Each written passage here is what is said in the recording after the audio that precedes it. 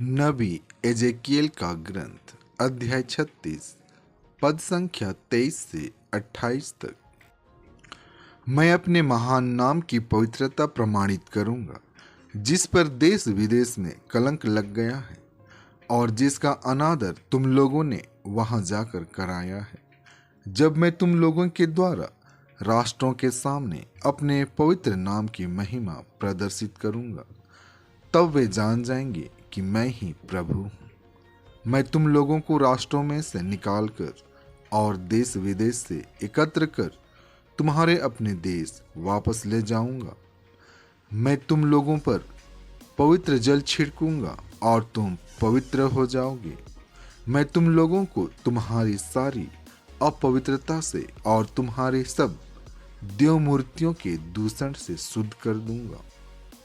मैं तुम लोगों को एक नया हृदय दूंगा और तुम में एक नया आत्मा रख दूंगा।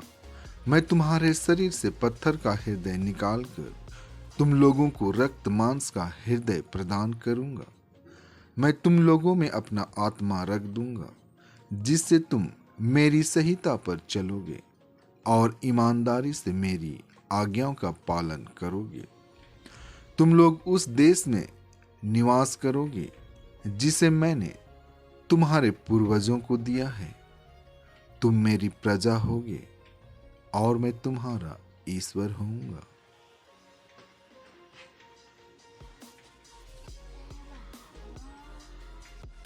संत मती आज का पवित्र सुसमाचार अध्याय 22 पद संख्या 1 से 14 तक। ईसा उन्हें फिर दृष्टांत सुनाने लगे।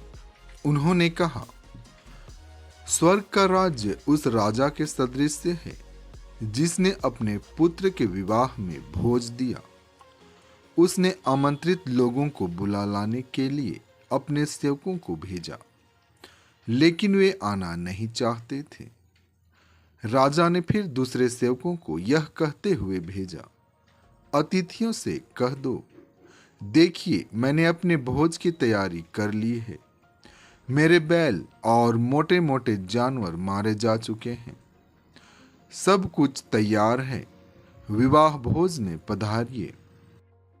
अतिथियों ने इसकी परवाह नहीं की। कोई अपने खेत की ओर चला गया तो कोई अपना व्यापार देखने।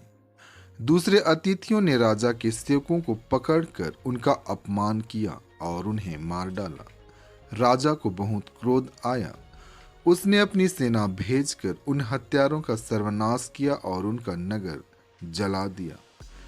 तब राजा ने अपने सेवकों से कहा, विवाह भोज की तैयारी तो हो चुकी है, किंतु अतिथि इसके योग्य नहीं ठहरे। इसलिए चौराहों पर जाओ और जितने भी लोग मिल जाएं, सबको विवाह भोज में बुला लाओ। सेवक सड़कों पर गए और भले बुरे जो भी मिले सबको बटोर कर ले आए और विवाह मंडप अतिथियों से भर गया। राजा अतिथियों को देखने आया तो वहां उसकी दृष्टि एक ऐसे मनुष्य पर पड़ी जो विवाहोत्सव के वस्त्र नहीं पहने था। उसने उससे कहा, भाई, विवाहोत्सव के वस्त्र पहने बिना तुम यहाँ कैसे आ गए? वह मनुष्य चुप रहा। तब राजा ने अपने सेवकों से कहा, इसके हाथ पैर बांधकर इसे बाहर अंधकार में फेंक दो।